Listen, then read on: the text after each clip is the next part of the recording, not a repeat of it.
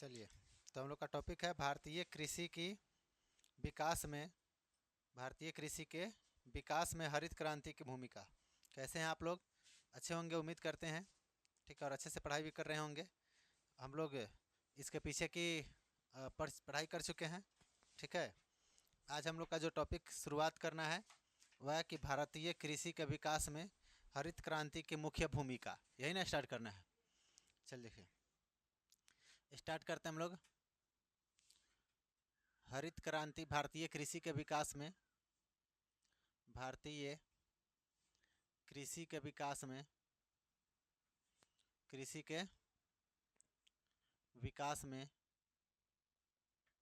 विकास में भारतीय कृषि के विकास में हरित क्रांति क्रांति की हरित क्रांति की मुख्य मुख्य भूमिका मुख्य भूमिका। ठीक, चलिए यहाँ से हम लोगों को देखना है, देखेंगे इसमें क्या इसकी मुख्य भूमिका थी। जब हम लोग का भारत में 1960 ईस्वी था, कब था? 1960। तो 1960 में क्या हुआ कि आपको बताते हैं, 1960 के दशक में यानी कि खाद्यान्न फसलों के उत्पादन में वृद्धि करने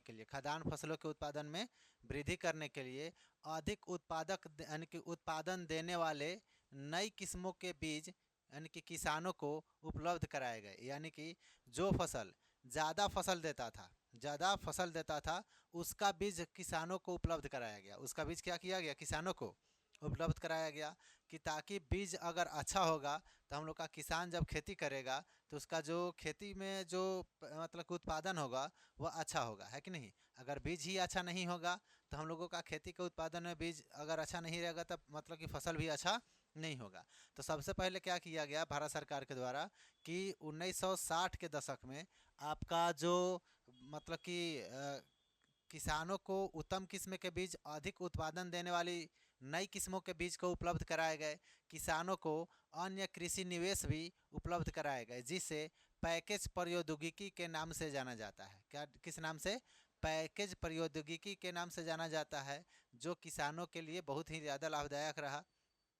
जिसे पैकेज प्रौद्योगिकी के नाम से जाना जाता है, जिसके फलस्वरूप पंजाब, हरियाणा, उत्तर प्रदेश, आंध्र प्रदेश, गुजरात यानी कि राज्यों में खदानों में अभूतपूर्व वृद्धि हुई। इसे ही हरित क्रांति का नाम दिया गया। यानी कि अच्छे किस्म का बीज मिल गया, रसायन मिल गया, हर चीज़ जो अच्छे अच्छे क्वालिटी के मिले। तो इन सभी राज्यों में क्या हुआ कि मतलब कि जो फसल के उत्पादन है उसमें बहुत अधिक मात्रा में वृद्धि हुआ, और इसे हम लोग क्या कहते हैं? हरित क्रांति का नाम देते हैं। कौन कौन से राज्य हो गए तो आपको बताते हैं कि पंजाब, हरियाणा, उत्तर प्रदेश, आंध्र प्रदेश, गुजरात, है ना? क्या लिखेंगे? पंजाब हो गया, ठीक है, हरियाणा हो गया, उत्तर प्रदेश, ठीक है, प्रदेश, गुजरात, ठीक, गुजरात गुजरात आदि ऐसे राज्य हैं जिनमें हम लोगों का हरित क्रांति का प्रभाव देखने को मिला। ठीक है, उसके बाद में उत्तर प्रदेश हो गया, आंध्र प्रदेश हो गया, यह सभी इसमें आ जाता है। ठीक, अब पढ़ेंगे हम लोग भूमि संसाधनों के निम्नीकरण के कारण। भूमि संसाधन के निम्नीकरण के कारण क्या पढ़ेंगे बताइए? भूमि संसाधन के निम्नीकरण के कारण निम्नीकरण के कारण निम्नीकरण के कारण ठीक, ये हम लोग पढ़ने वाले हैं। तो ध्यान देंगे कि यह क्या होता है कि नहर द्वारा अत्यधिक सिंचाई, जिसके कारण लवणता एवं क्षारीयता में वृद्धि होती है। यानी कि किसानों के लिए नहर की सुविधा उपलब्ध कराया गया। कौन चीज़ का? नहर का, जिसके माध्यम से लोग अपने खेतों में सिंचाई अच्छे ढंग से कर पाएंगे। जब सिंचाई अच्छे ढंग से होगा तो खेतों में नमी बना रहेगा, उसको लवणता वगैरह सब कुछ मिलेगा, तो फसल क्या होगा? फसल में वृद्धि होगा, फसल हम लोग का अच्छा होगा। उसके बाद में आपको बताते हैं लवणता क्षारीयता उसको बनाने, वृद्धि करने के लिए, ठीक है, इसके लिए नहर के उपलब्ध कराया गया। ठीक, किस कीटनाशकों का अत्यधिक प्रयोग किया गया? किसका? कीटनाशक का। कौन चीज़ का? कीटनाशक का भी अधिक मात्रा में क्या किया गया? प्रयोग किया गया, जिससे किसानों को बहुत ही ज़्यादा क्या मिला? लाभ मिला। उसके बाद आपको बताते हैं जल क्रांति यानी कि क्या दिया गया, जल क्रांति, यानी कि पानी का अभाव होना। पानी का क्या होना, अभाव होना। अगर पानी का अभाव हो जाएगा तो क्या हो गया, मतलब कि समझिए तो, यानी कि पानी का अगर अभाव हो जाएगा तो फिर हम लोग का फसल ठीक नहीं होगा। फसल ठीक होगा नहीं। उसके बाद आपको बताते हैं, फसलों को हेर फेर, यानी कि ना हेर फेर करके ना बोना, दलदल फसलों को कम बोना। दलदल फसलों को कम बोना बोना ठीक है। देखिए क्या हुआ, अगर नहर की सुविधा उपलब्ध नहीं है तो पानी नहीं मिलेगा। जब पानी नहीं मिलेगा तो हम लोग का जो खेत है उसकी लवणता और क्षारीयता क्या हो जाएगा, नष्ट हो जाएगा। तो फसल हम लोग का ठीक नहीं होगा। उसके बाद में कीटनाशक का अगर अधिक मात्रा में प्रयोग कर देंगे तो अभी हम लोग का फसल के लिए क्या है, हानिकारक है। फसल के लिए क्या है, हानिकारक है। अगर पानी की उपलब्धता कम है तो अभी हमारे फसल के लिए क्या हो जाएगा, हानिकारक हो जाएगा। उसके बाद में बताते हैं कि फसल को हेर फेर करके नहीं बोना। हेर फेर का मतलब हो गया कि एक खेत में हमेशा एक ही प्रकार के फसल बोना, तो अभी हम लोग का क्या होता है, मिट्टी की उर्वरक शक्ति को क्या कर देता है, खत्म कर देता है। सिंचाई पर अत्यधिक निर्भर फसलों को उगाना, यानी कि जो फसल मतलब कि सिंचाई पर निर्भर होता है उस फसल को ज़्यादा मात्रा में उगाना, वह भी क्या है, हम लोग का भूमि संसाधनों का निम्नीकरण के कारण बन सकता है। ठीक है। अब पढ़ेंगे भारत में कृषि विकास। क्या पढ़ेंगे, भारत में कृषि का विकास। यहाँ पर पढ़ने वाले हैं भारत में कृषि का विकास।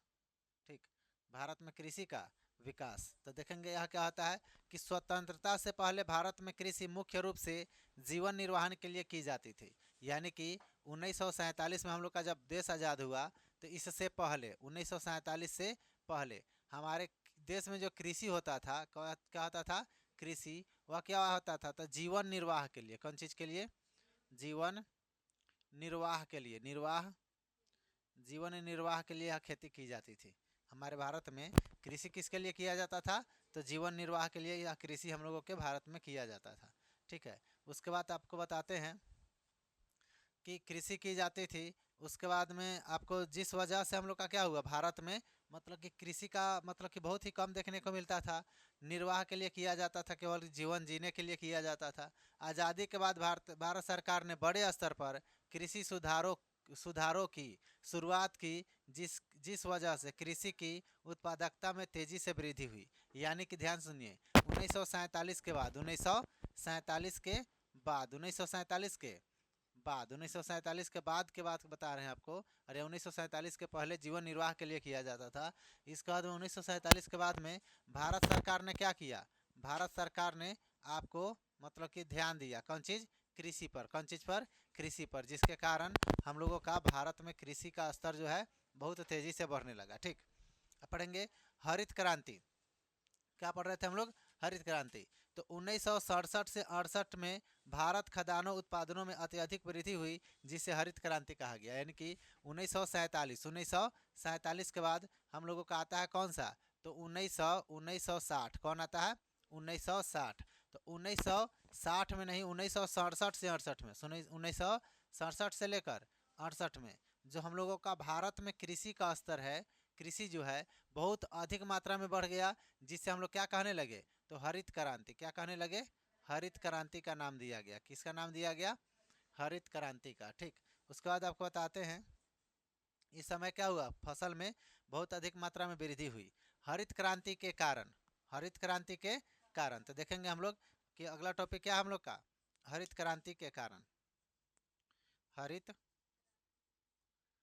क्रांति के कारण। ठीक, तो हरित क्रांति के क्या कारण है, इस कारण के बारे में देखेंगे कि देखिए देश में खदानों की बढ़ती समस्या को देखते हुए सरकार ने खदान उत्पादन की वृद्धि पर ध्यान दिया। यानी कि देश की जनसंख्या तो बढ़ रहा था, लेकिन जो ज़मीन है, ज़मीन तो उतना ही रहेगा, ज़मीन सीमित था। और क्या हुआ कि लोगों को भोजन की आवश्यकता के लिए, यानी कि भोजन मतलब कि उत्पादन कम होता था खेतों में, तो उसको बढ़ाने के लिए भारत सरकार ने जो ध्यान दिया, तो हम लोग का क्या कहलाया हुआ, हरित क्रांति का मतलब कि नाम आया, और फसल में बहुत ज़्यादा अधिक मात्रा में वृद्धि हुआ। सरकार ने अच्छी किस्म के बीज उपलब्ध करवाया, यानी कि जो उत्तम क्वालिटी के बीज होता है, यानी कि जैसे कि बताते हैं कि जो ज़्यादा अनाज देता है उस अनाज का बीज मतलब किसानों को उपलब्ध कराया गया। ठीक, सरकार द्वारा किसानों को अच्छी गुणवत्ता के बीज उपलब्ध कराया गया ताकि किसानों के पैदावार में वृद्धि हो सके। यानी कि अच्छा क्वालिटी वाला क्या किया गया, तो आपको बीज उपलब्ध कराया गया। किसके लिए, तो किसानों के लिए, ताकि क्या हो, तो फसल में उत्पादन में वृद्धि हो। ठीक, उसके बाद आपको बताते हैं किसानों को भूमि के अनुसार फसल उगाने की सलाह दी गई ताकि भूमि के पोषक तत्व पर भरपूर प्रयोग हो सके। कहने का अर्थ हो गया कि जमीन के अनुसार, कि किस जमीन पर, किधर के क्षेत्र के जमीन पर कैसा मतलब कि फसल होगा, उस भूमि के अनुसार मतलब कि फसल उगाने की सलाह दिया सरकार ने, ताकि भारत जो हम लोग का ज़मीन है, ज़मीन की उर्वरक शक्ति बचा रहे, उर्वरक शक्ति क्या रहे, बचा रहे, और हम लोग का कृषि भी होता रहे। ठीक, चलिए क्या आगे। उसके बाद आपको बताते हैं कि मतलब कि सरकार द्वारा किसानों को और अधिक मदद उपलब्ध करवाई गई और उत्पादक बढ़ाने में किसानों की सहायता की गई। यानी कि इसके अलावा और भी बहुत सारे मदद किए गए किसानों को, और फसल के उत्पादन को बढ़ाने की कोशिश किया गया बहुत अधिक मात्रा में। आगे पढ़ेंगे, हरित क्रांति के सकारात्मक प्रभाव। हरित क्रांति के सकारात्मक प्रभाव, इसका सकारात्मक प्रभाव क्या पड़ा। ठीक है, क्या पढ़ेंगे हम लोग, बताइए। हरित क्रांति के सकारात्मक प्रभाव।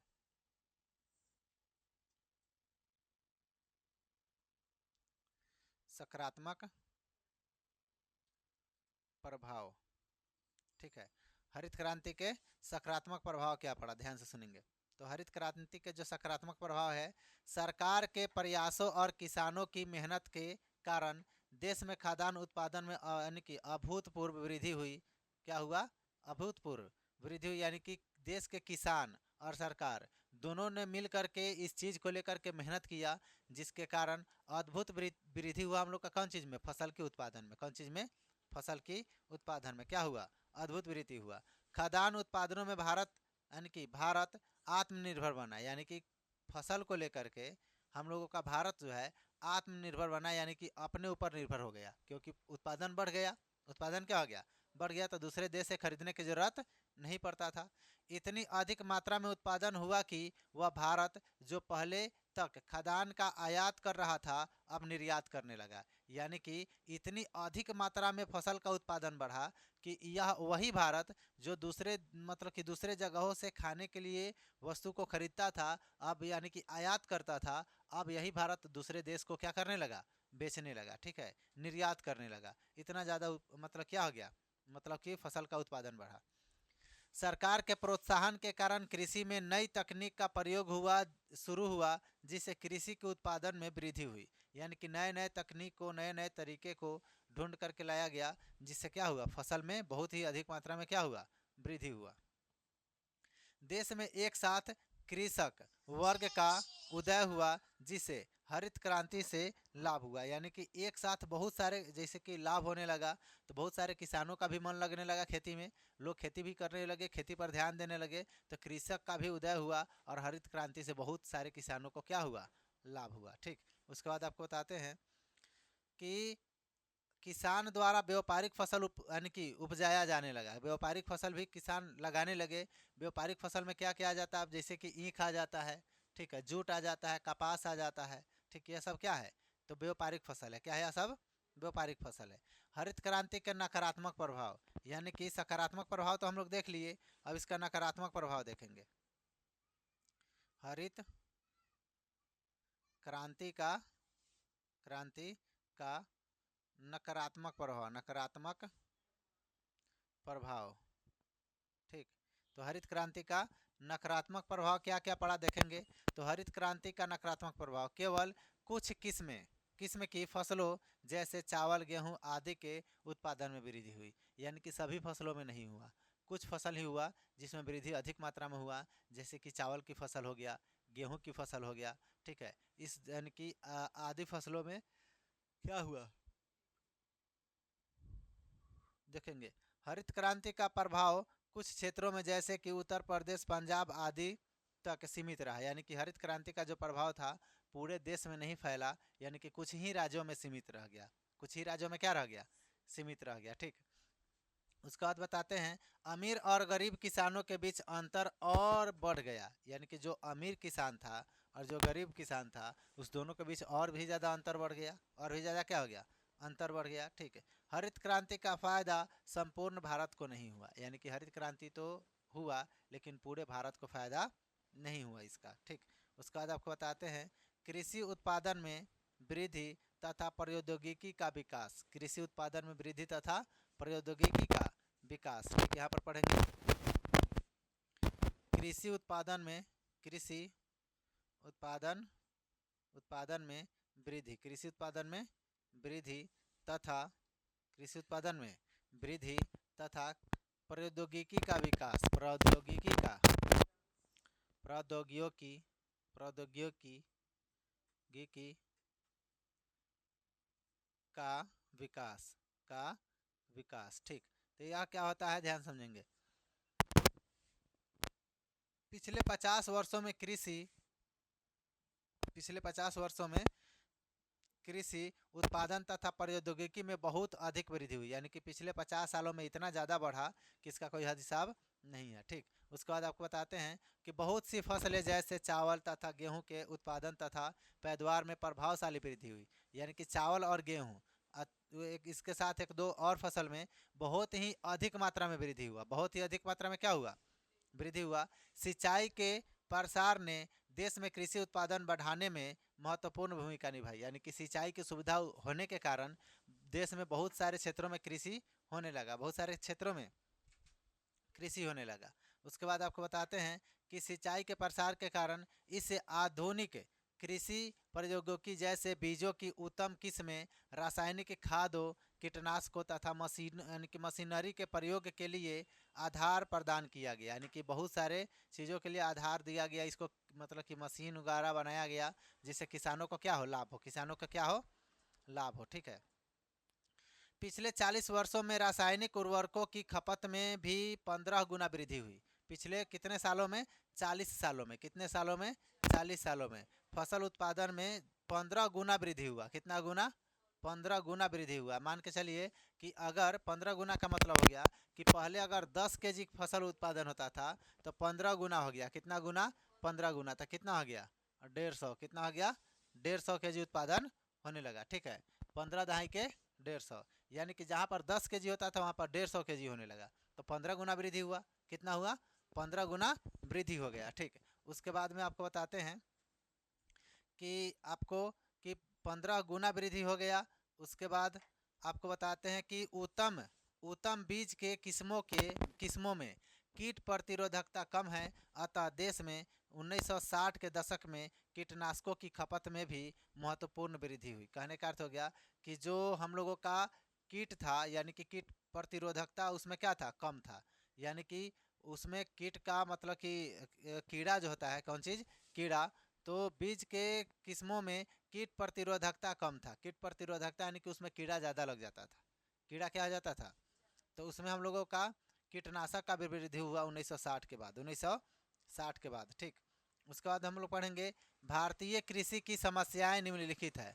अभी भी भारत में कृषि की जो समस्या है वह कई प्रकार के है।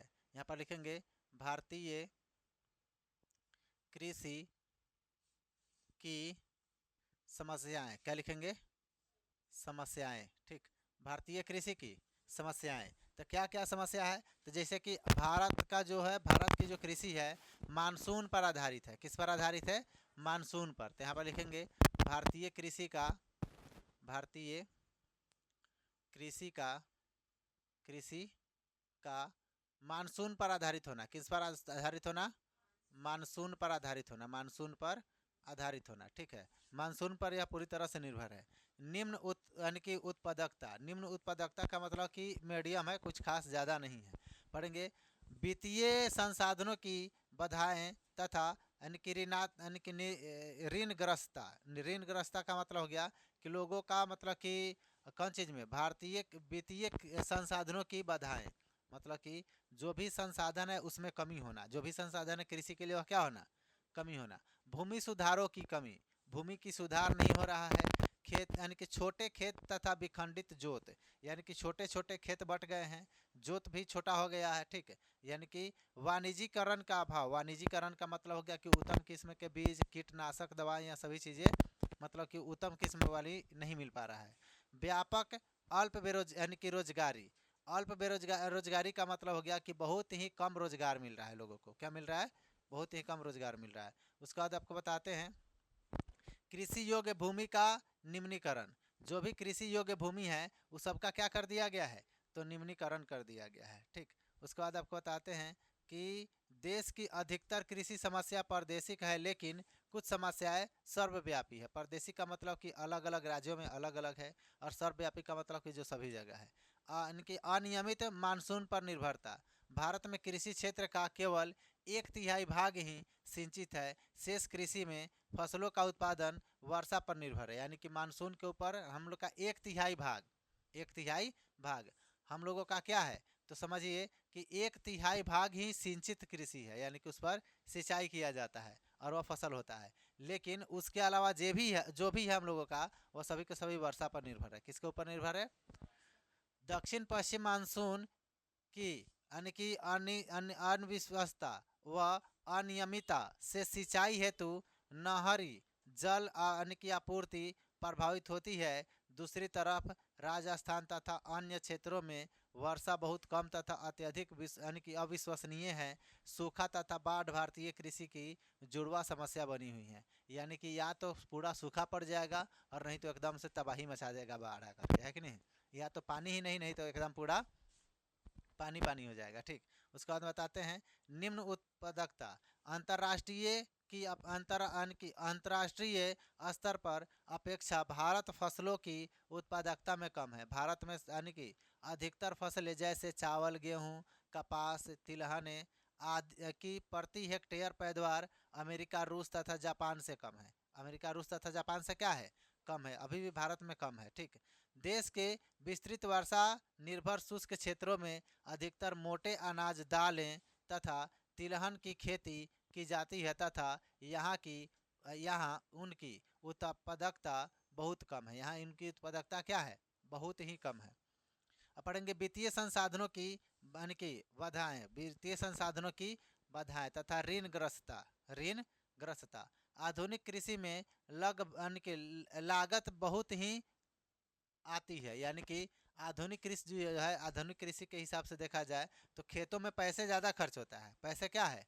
बहुत ज़्यादा खर्च होता है। सीमांत और छोटे किसानों की कृषि बहुत यानी कि बचत बहुत कम यानी कि या न के बराबर है। कृषि से कम होती है आय तथा फसलों की खराब होने की यानी कि कर्ज जाल में फंसते जा रहे हैं। समझिए, जैसे कि हम लोग कृषि में लागत ज़्यादा है लेकिन इनकम कम है।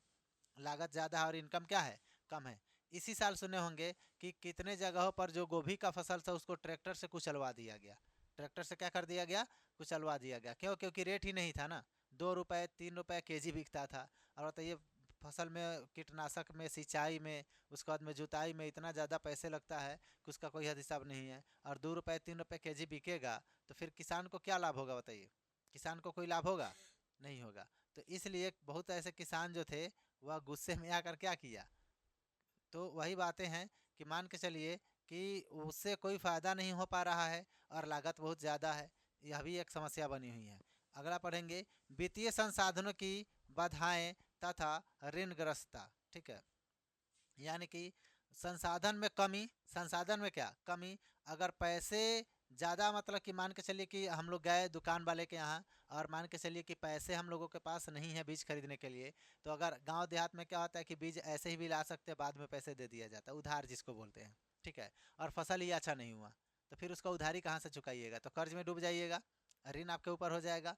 तो वही चीज़ें हैं, उस चीज़ को भी लेकर के इसमें बहुत ज़्यादा मतलब कि देखने को मिलता है।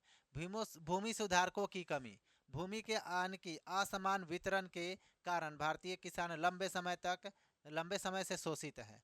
भूमि सुधारकों के प्रभावित रूप से लागू न होने के कारण यानी कि परिणाम स्वरूप कृषि योग्य भूमि असमान वितरण जारी रहा, यानी कि जिससे यानी कि कृषि विकास में बाधा आ रही है। यानी कि भूमि का सुधार नहीं हो पा रहा है। किसका सुधार नहीं हो पा रहा है?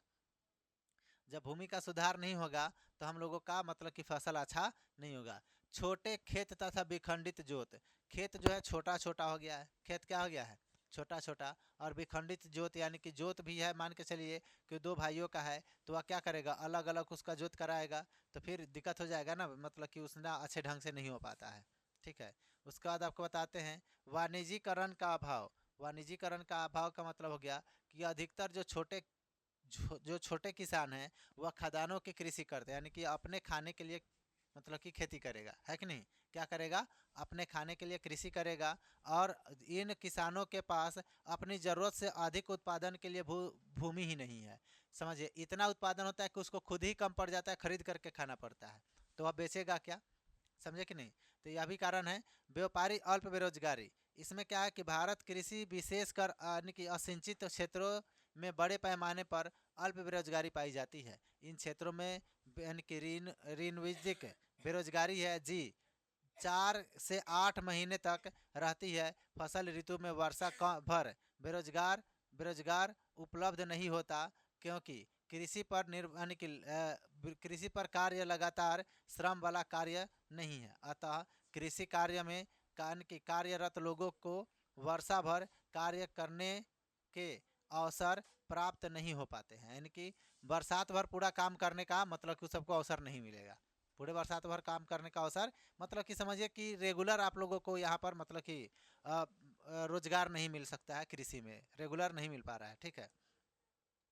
अब पढ़ेंगे कृषि योग्य भूमि का निम्नीकरण, यानी कि भूमि संसाधनों का निम्नीकरण सिंचाई कृषि तथा विकास की दोषपूर्ण नीति हो, यानी कि अच्छे ढंग से उस सबको किसान को कृषि करने के लिए चीज़ें नहीं मिल पा रहा है, जिसके कारण हम लोग का क्या हो जा रहा है, भारत में कृषि का मतलब कृषि को लेकर के बहुत ज़्यादा समस्या हो गया है। भारत में उगाई जाने वाली मुख्य फसलें, भारत में कौन कौन सा फसल मुख्य रूप से उगाई जाती हैं। भारत में मुख्य रूप से खदान, तिलहन, रेशेदार फसलें और कई फसलें उगाई जाती है, मतलब कि दाल भात वाला फसल ज़्यादा उगाया जाता है। ठीक है।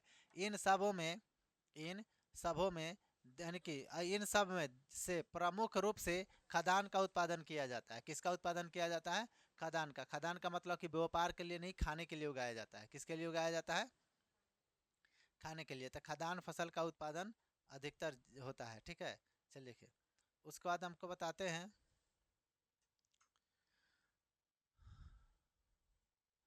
खदान फसलें। खदान फसलें का मतलब क्या हो गया कि देश के सन की समस्त बोए जाने वाले क्षेत्र के 1/2 भाग पर खदान फसलें उगाई जाती हैं। कितने, 2/3 भाग पर क्या उगाया जाता है, खदान फसलें।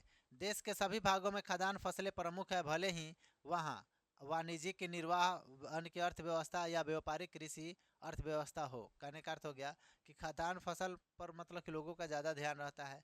अनाज की संचरनाता के आधार पर खदान फसलों को अनाज तथा दालों में वर्गीकृत किया गया है। कौन चीज़ में, अनाज तथा दाल में, अनाज तथा। उसके बाद आपको बताते हैं कि अनाज की संरचना के आधार पर खदानों को कितना अनाज तथा दालों में 2 भागों में बांटा गया है। भारत में कुल बोए जाने के लगभग 54% भाग यानी कि भाग पर अनाज बोए जाते हैं। कितने पर, 54% भाग पर क्या बोया जाता है।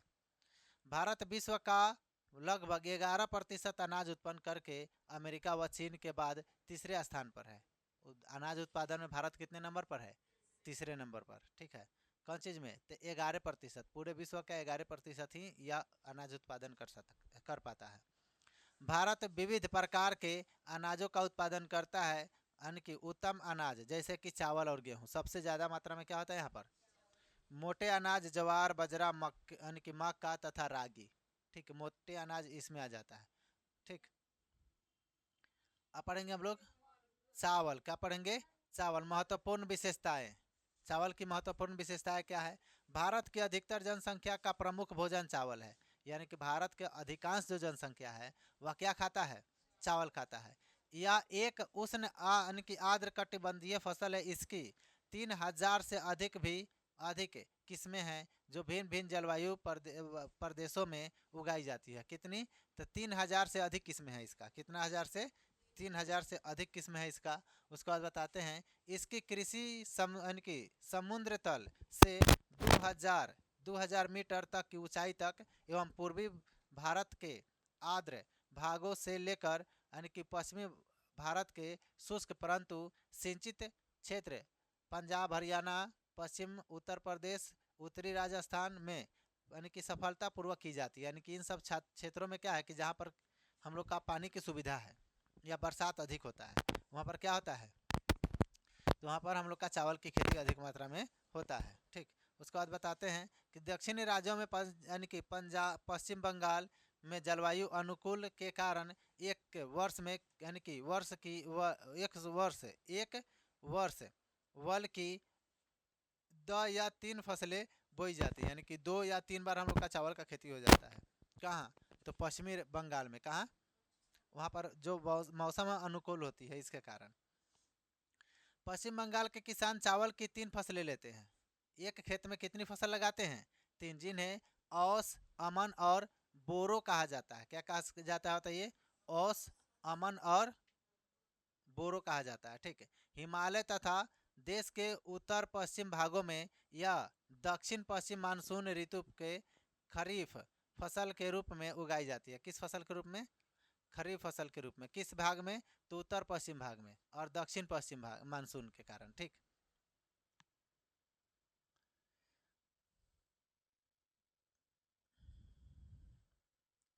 इसको नोट कीजिए, स्टॉप कीजिए तो।